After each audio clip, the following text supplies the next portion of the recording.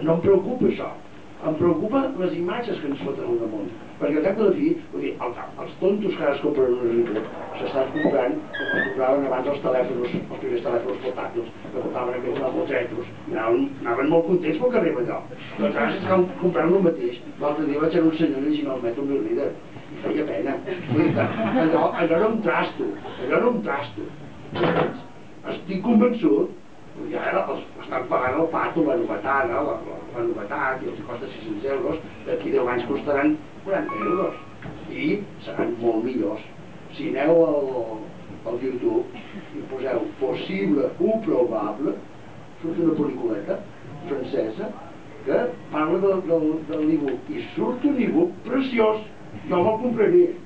Per què? Perquè s'obre. Una cosa tan tonta com que s'obre. Quan tu llegeixes, això és imprescindible, la immersió, la pantalla que poses al davant, no llegir aquí sobre, però d'idiota, llegir aquí. Entenc el que vull dir-te?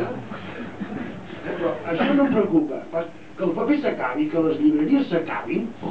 Mira, abans no n'hi havia de llibreries tampoc. Sí, amb els romans n'hi havia, a mitja no, i la cultura va seguir. No, a mi el que m'atabala últimament és això, l'agressió de la imatge visual constant. I que la literatura és imatge no és latina. I és això el que em rebenta els que em prenguin els llibres. Bé, ja ho he aguantat prou rato, no? Donem una copeta ara i moltes gràcies per venir.